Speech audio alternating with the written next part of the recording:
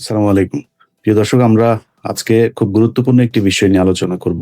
Iran যুদ্ধে Donald Trump জোরদার ধাক্কা খেলো। মাত্র 2 সপ্তাহের যুদ্ধেই 500রও অধিক মার্কিন সেনা খুন হয়েছেন অথবা মারাত্মকভাবে জখম হয়েছেন। যুদ্ধের ইতিহাসে ডোনাল্ড ট্রাম্প তথা মার্কিন রাষ্ট্রপ্রধানদের কুখ্যাতি আছে।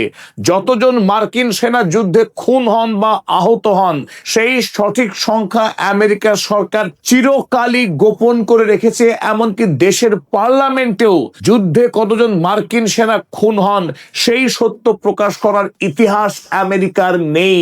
কিন্তু এবার ডোনাল্ড ট্রাম্প যেমন যুদ্ধ অপরাধী বেঞ্জামিন নেতানিয়াহুর প্ররোচনায় ইরান হামলা করে রীতিমতো ফেঁসে গেছে, এই যুদ্ধ থেকে বেরোতে পারছে না, ঠিক তেমনি ভাবে মার্কিন পার্লামেন্টে ডোনাল্ড ট্রাম্পের রিপাবলিকান দল এমন বেকায়দায় পড়েছে যে তারা এখন পার্লামেন্টে জবাবদিহি করতে গিয়ে হিমশিম খেয়ে যাচ্ছে। আমেরিকার সামরিক সদর দপ্তর পেন্টাগনের মুখপাত্র শেন পার্নেল যখন দাবি করেছিলেন মাত্র 100 সেনা আহত বা মৃত এই ইরান যুদ্ধে 2 সপ্তাহের মধ্যে, সেখানে আমেরিকার পার্লামেন্টে দাঁড়িয়ে আমেরিকার একজন congressman Ted Lieu open challenge করেছে আমেরিকার জাতিসংঘের রাষ্ট্রদূতকে। কোন ভিত্তিতে সে জানিয়েছে যে মাত্র 100 জন সেনা নিহত বা আহত, যখন টেড লুইয়ের হাতে নির্ভরযোগ্য তথ্য রয়েছে যে 482 জন সেনা ইতিমধ্যেই মাত্র 14 দিনের যুদ্ধে কুপঘাত। কিন্তু এরপরেই আমেরিকার সংবাদ সংস্থা অ্যাসোসিয়েটেড প্রেস জানিয়েছে আসলে মার্কিন সেনার সঠিক হতাহতের সংখ্যা 100 নয়, 482 নয়, সেই সংখ্যা 500রও অধিক।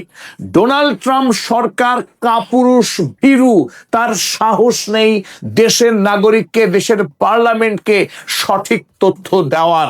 আসলে এরা প্রত্যেকেই ইরানে যে পরিমাণ মার খেয়েছে সেই সত্য কথা আমেরিকার কাছে গোপন করছে।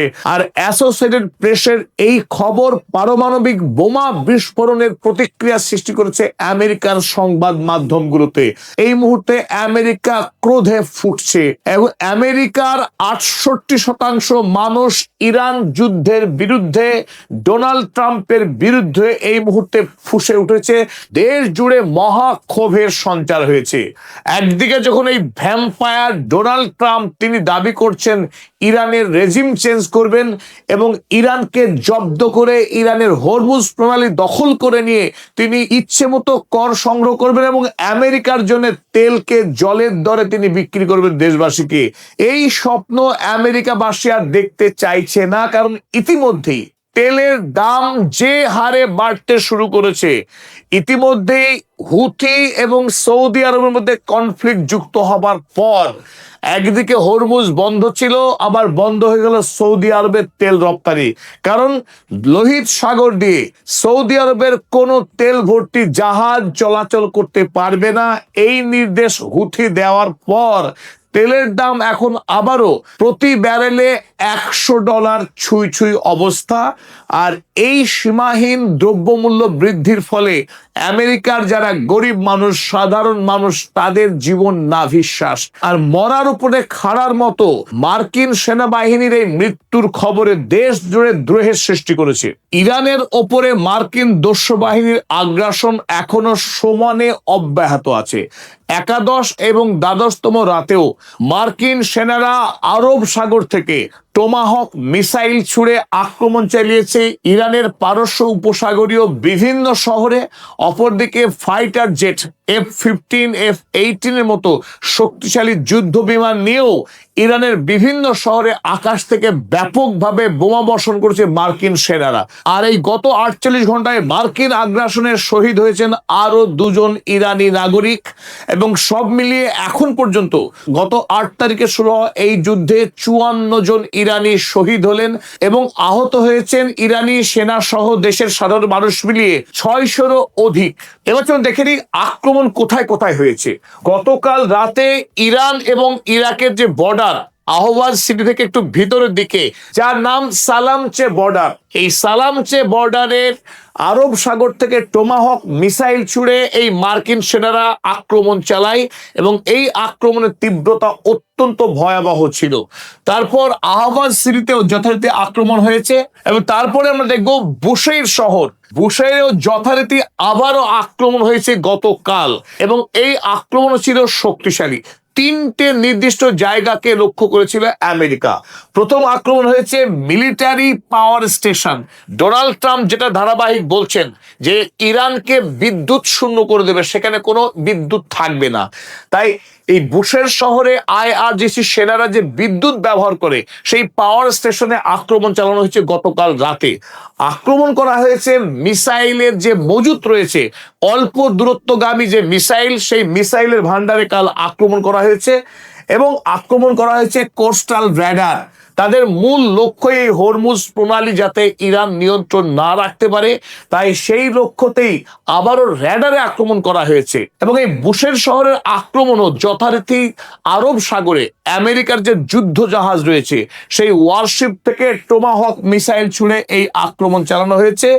শিরিক, অপর গুরুত্বপূর্ণ এই হরমুজগাউন প্রদেশের হরমুজ প্রণালীর নিকটে যে শহর শিরিক, সেই শিরিকে আক্রমণ করা হয়েছে গত 2 রাত। শিরিকে আক্রমণ করা হয়েছে ফাইটার জেটের মাধ্যমে। F-15 এবং F-18 আমেরিকার শক্তিশালী এই ফাইটার জেট থেকে বোমা ছোড়া হয়েছে শিরিক শহরের বিভিন্ন কেন্দ্রে। 1 নম্বর অ্যামিউনিশন স্টোরেজ, এই শিরিক শহরে যেখানে ইরানের সেনাদের বিপুল পরিমাণের বারুদ মোতায়েন থাকে, সেই বারুদের কেন্দ্রেই বোমা বিস্ফোরণ করা হয়েছে। আক্রমণ করা হয়েছে অ্যান্টিশিপ মিসাইল লঞ্চিং সাইট, যে লঞ্চ সাইট থেকে আইআরজিসি নেভি, ইরানের আইআরজিসি নেভি জাহাজ ধ্বংস করে যে মিসাইল দিয়ে, সেই মিসাইল সাইটে আক্রমণ চালিয়েছে আমেরিকা। আক্রমণ চালিয়েছে সার্ভেলেন্স পোস্টে। আর এই গুরুত্বপূর্ণ শহরগুলি ছাড়াও আরো কয়েকটি শহরে আক্রমণ চালিয়েছে মার্কিন সেনা, যার মধ্যে উল্লেখযোগ্য অ্যান্ডিমেস্ক, ওমিডিয়ে, রামশির এবং বেবাহান শহরে। ইরান এই যুদ্ধে চোখের বদলা চোখ এই নীতি নিয়ে এগিয়ে চলেছে। তাই আমেরিকা যেমন যেমন আক্রমণ চালিয়েছে তার প্রত্যেকটি আক্রমণের সমান এবং বিধ্বংসী বদলা নিয়েছে। চলুন আমরা দেখে নিই ইরান কোন কোন মার্কিন ঘাঁটিতে আক্রমণ চালিয়েছে এবং সেই আক্রমণের ভয়াবহতা কতটা ছিল। প্রথমে আমরা দেখবো মোয়াফাক সালতি এয়ারবেস। জর্ডনের এই মোয়াফাক সালতি এয়ারবেসই ইরানকে এবার যুদ্ধের সবচাইতে বেশি এগিয়ে দিয়েছে। এই মোয়াফাক সালতি এয়ারবেসে ইরান এবার বেশ কয়েকটি নিখুঁত এবং শক্তিশালী আক্রমণ করেছে, যে আক্রমণে একদিকে অধিকাংশ মার্কিন সেনারা ঘায়েল হয়েছেন এবং বেশ কিছু সামরিক সমর্থন ধ্বংস করতে সক্ষম হয়েছে এই সালতি এয়ারবেসে। গত পরশু এবং কাল দুদিনই এই মোয়াফাক সালতি এয়ারবেসে আক্রমণ চালিয়েছে ইরান। আক্রমণের লক্ষ্য ছিল মিলিটারি হাউজিং, যে সমস্ত আবাসনগুলোতে মার্কিন সেনারা বসবাস করে বলে খবর আছে ইরানের কাছে, সেই সমস্ত আবাসনে আক্রমণ করা হয়েছে। আক্রমণ করা হয়েছে উইপেন স্টোরেজ। ইরানের যেহেতু একাধিক অস্ত্র ভান্ডারে আক্রমণ করেছে আমেরিকা, তার বদলা হিসেবে এই মোয়াফাক সালতি এয়ারবেসের অস্ত্র ভান্ডারে আক্রমণ চালানো হয়েছে এবং এয়ার ডিফেন্স এবং র্যাডার সিস্টেম তাতেও আক্রমণ চালিয়েছে ইরান। চলে এবার দেখে নিই কুয়েতের খবর। কুয়েতের 3টে মার্কিন সেনা ঘাঁটি, ক্যাম্প দোহা, আলী আল সালেম এবং ক্যাম্প আরিফজান, এই 3টে মার্কিন ঘাঁটিতে প্রত্যাঘাত করেছে ইরান। এবং কুয়েতের এই আক্রমণে ইরান যে সাফল্য পেয়েছে তা হলো MQ-9 ড্রোনের হ্যাঙ্গার, সেই হ্যাঙ্গার ধ্বংস করেছে। আক্রমণ করেছে প্যাট্রিয়ট যে এয়ার ডিফেন্স সিস্টেম তাতে। তাছাড়া বেশ কিছু বারুদের গোডাউনে আক্রমণ করা হয়েছে কুয়েতে। একইভাবে আক্রমণ করা হয়েছে বাহরাইনেও। বাহরাইনের শেখ ইসা এয়ারবেসে বেশ কয়েকটা ফেসিলিটিতে আক্রমণ করেছে ইরানের আইআরজিসি সেনারা। আক্রমণ করা হয়েছে কাতারের আল উদেইদ এয়ারবেসে, যেটি আমেরিকার সবচেয়ে বড় সামরিক ঘাঁটি। তবে এই প্রেক্ষিতে যেটি আরো বেশি গুরুত্বপূর্ণ তা হলো আনসার আল্লাহ বা ইয়েমেনের হুথি গোষ্ঠী, যারা ইরানের প্রক্সি। এই হুথি গোষ্ঠী গতকাল লোহিত সাগরে 2টি জাহাজেই ব্যাপকভাবে অগ্নিসংযোগ ঘটে যায়। আর এই আক্রমণের মূল লক্ষ্য একটাই, যাতে সৌদি আরব কোনোভাবেই লোহিত সাগর দিয়ে তেল রপ্তানি করতে না পারে বিদেশের বাজারে। আর এই আক্রমণের পরেই বিশ্ব বাজারে তেলের দাম চড়চড় করে বাড়তে শুরু করেছে। ইরান এই মুহূর্তে একটাই নীতি নিয়েছে, যদি ইরান বিশ্বের বাজারে তেল বিক্রি করতে না পারে তাহলে মধ্যপ্রাচ্যের কোনো দেশকে বিশ্বের বাজারে তেল বিক্রি করতে দেওয়া হবে না। হরমুজ প্রণালী বন্ধ থাকার কারণে কুয়েত, বাহরাইন কিংবা কাতার তারা কেউ বিদেশের বাজারে তেল বিক্রি করতে পারছে না। অপরদিকে সৌদি আরব, যে সৌদি আরব বিশ্বের সর্ববৃহৎ তেল রপ্তানিকারক দেশ, সেই সৌদি আরব হরমুজ প্রণালী ছাড়াও মূলত তেল রপ্তানি করে থাকে লোহিত সাগরের মাধ্যমে। আর এই লোহিত সাগর দিয়ে যাতে সৌদি আরব তেল বিক্রি করতে না পারে সেই ব্যবস্থা গ্রহণ করেছে ইয়েমেনের এই হুথি গোষ্ঠী। তাই হুথি গোষ্ঠী কাল আক্রমণ করবার পর আমেরিকার সঙ্গে ইরানের যে যুদ্ধ, সেই যুদ্ধের নতুন মাত্রা পেল। কারণ পৃথিবীর সকলেই জানে হুথি গোষ্ঠীর প্রত্যেকটি সিদ্ধান্তের পেছনে ইরানের হাত রয়েছে। ইতিমধ্যেই সৌদি আরব যেহেতু আমেরিকার সঙ্গে নতুন করে পারমাণবিক চুক্তি করেছে, এমনকি আমেরিকার সঙ্গে এই মুহূর্তে তার ঘনিষ্ঠতা অনেকখানি বাড়িয়েছে, তাই ইরানও তার নতুন তাস খেলে দিয়েছে হুথির মাধ্যমে। চলুন ফিরে আসা যাক একবার মূল আলোচনায়। এতদিন সারা পৃথিবী মনে করত যে আমেরিকা যুদ্ধ করে কিন্তু আমেরিকার সৈন্যবাহিনী মরে না, তারা কেবল মারে কিন্তু মরে না। এই মিথ ইরানের বিরুদ্ধে যুদ্ধ করতে এসে একেবারে ভেঙে চুরমার। 8ই জুলাই যখন আমেরিকা নতুন করে আবারও ইরান আক্রমণ শুরু করলো, তার ঠিক 2 সপ্তাহ যেতে না যেতেই আমেরিকার 500-এরও অধিক সেনা মারাত্মকভাবে জখম হয়েছেন, এই দাবি করছে আমেরিকার পার্লামেন্ট। যদিও ডোনাল্ড ট্রাম্প সব রকম ছলনা করেছিলেন এই খবরকে চেপে রাখার জন্য, তার নির্দেশে আমেরিকার সামরিক সদর দপ্তর পেন্টাগন, তার যে মুখপাত্র আপনারা দেখছেন তাকে এই ছবিতে, ইনি হলেন শিন পার্নেল। এই শিন পার্নেল তিনি জানিয়েছিলেন যে আমেরিকার মাত্র 100 জন সেনা আহত হয়েছে ইরানের বিরুদ্ধে লড়াই করতে গিয়ে। আর সেই তথ্য, অর্থাৎ শিন পার্নেলের দেওয়া তথ্য আমেরিকার পার্লামেন্টে পেশ করেছিলেন আমেরিকার জাতিসংঘের রাষ্ট্রদূত মাইক ওয়ালস। আর মাইক ওয়ালস গতকাল রাতে আমেরিকার পার্লামেন্ট যখন এই তথ্য পেশ করছেন যে আমাদের দেশের 100 জন সেনা এখনো পর্যন্ত ইরানের দ্বিতীয়বারের যুদ্ধ করতে গিয়ে আহত হয়েছেন, আর সেই তথ্য দেওয়া মাত্রই টেড লুই, আমেরিকার সম্মানীয় কংগ্রেসম্যান টেড লুইয়ের সঙ্গে রীতিমতো বাগবিতণ্ডায় জড়িয়ে যান, যে ঝামেলা দেখে গোটা পৃথিবী স্তম্ভিত। আমেরিকার পার্লামেন্টে আমেরিকার রাষ্ট্রদূত এবং আমেরিকার একজন এমপি ঝগড়া করছেন কি নিয়ে, যে তাদের দেশের কতজন সেনা ইরানের বিরুদ্ধে লড়াই করতে গিয়ে আহত হয়েছেন কিংবা খুন হয়েছেন। টেড লুই চিৎকার করে বললেন যে মাইক ওয়ালস তিনি মিথ্যাবাদী, মিথ্যা কথা বলছেন, এই কথায় বিন্দু মাত্র সত্যতা নেই যে 100 জন সেনা আহত হয়েছে। কারণ টেড লুইয়ের কাছে নির্ভরযোগ্য সূত্রে খবর রয়েছে, সেই সংখ্যাটা হলো 482 জন। 482 জন মার্কিন সেনা মাত্র 15 দিনের যুদ্ধেই জখম হয়েছেন। আর সেই ঘটনা যখন টেলিকাস্ট হচ্ছে আমেরিকার সমস্ত প্রথম সারির মিডিয়া হাউসে, মুহূর্তের মধ্যে সারা পৃথিবীতে 6 লাখ। আমেরিকার পক্ষে এতদিন ধরে এই সত্যকে চেপে রাখার রীতিমতো চেষ্টা করা হয়েছিল। ডোনাল্ড ট্রাম্প এমন ভাব করেছিলেন গোটা ইরানকে তিনি গুড়িয়ে দেবেন এবং আইআরজিসি সেনাদেরকে অস্তিত্ব রাখবেন না। অথচ সেই লড়াই লড়তে গিয়ে মার্কিন সেনারা এখন রীতিমতো মনস্তাত্ত্বিকভাবে চাপে রয়েছে। অসংখ্য মার্কিন সেনা এখন কোমায় যাওয়ার অবস্থা, তারা দেশে ফিরে পালাতে পারলে বাঁচে। ইতিমধ্যে আপনারা জানেন মধ্যপ্রাচ্যে 50,000 মার্কিন সেনা অবস্থান করছেন।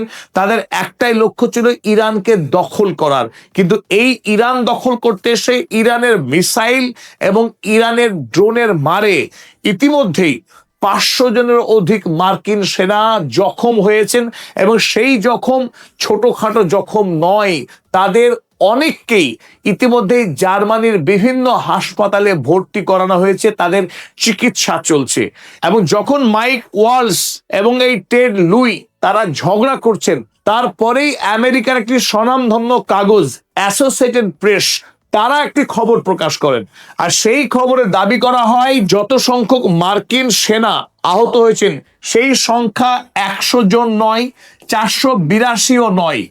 আহত মার্কিন সৈন্য সংখ্যা 500রও অধিক। তবে আমেরিকার এই কপটতা এবং অসততা এটা নতুন কিছু নয়, কারণ আফগানিস্তানের বিরুদ্ধে এবং ইরাকের বিরুদ্ধে যখন মার্কিন সেনাবাহিনী যুদ্ধ করছে, ইরাক এবং আফগানিস্তানের বৈধ সরকারকে যখন অন্যায় করে ফেলে দিয়ে সেই দেশের নাগরিকদেরকে খুন করছে, সেই যুদ্ধে কতজন মার্কিন সেনা খুন হয়েছে এই প্রশ্ন জানতে চেয়েছিল আমেরিকারই পার্লামেন্ট। জবাবে জানানো হয়েছিল 7,050 জন মার্কিন সেনা খুন হয়েছেন। কিন্তু 2021 সালে এসে আমেরিকান ব্রাউন ইউনিভার্সিটি তারা যে খবর প্রকাশ করে, সেই খবর দেখলে আপনি নিজেও চমকে যাবেন যে এই দুই যুদ্ধে, আফগানিস্তান এবং ইরাক যুদ্ধে লড়তে গিয়ে আমেরিকার 30,177 জন সেনা, আমেরিকার মতো দেশ যে দেশের সেনাবাহিনী অত্যাধুনিক অস্ত্র নিয়ে লড়াই করে, সেই আমেরিকার 30,177 জন সেনা খুন হয়েছেন এই দুটি যুদ্ধ করতে গিয়ে।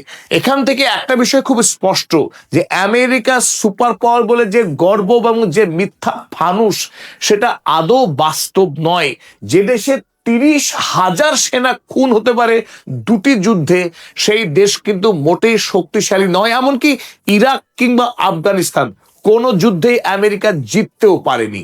অপরদিকে আরো একটি কুখ্যাত যুদ্ধ যেটা আমেরিকা লড়েছিল, যে যুদ্ধের নাম ভিয়েতনাম যুদ্ধ।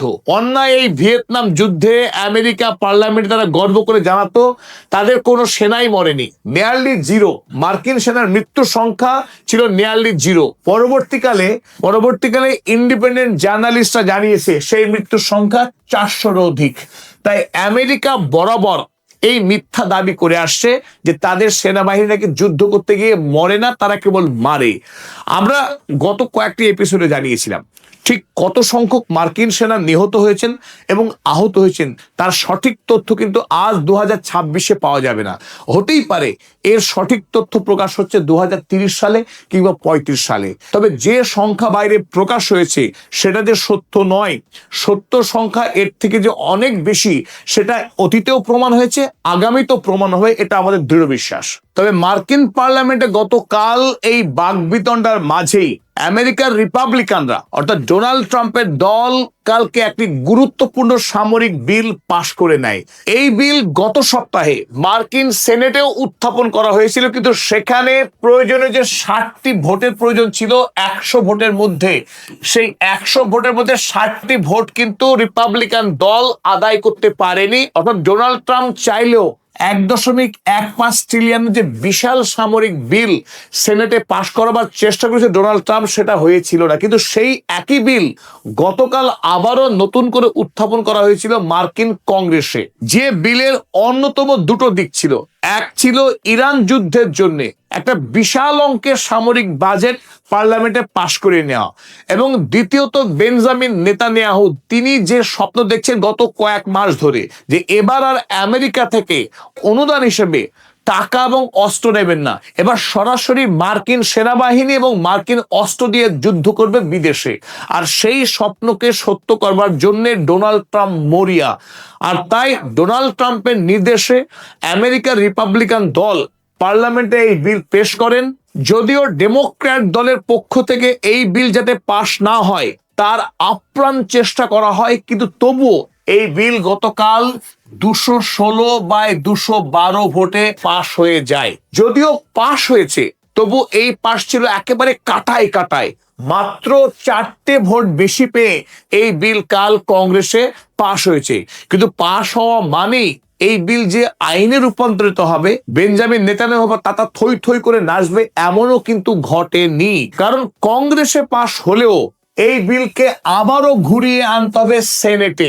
সেনেটে যতক্ষণ পাশ না হচ্ছে এই বিল, কিছুতেই এই বিল কার্যকরী হবে না আইনি। তবে সেনেটে এই বিল পাশ করানো অত্যন্ত দুরূহ।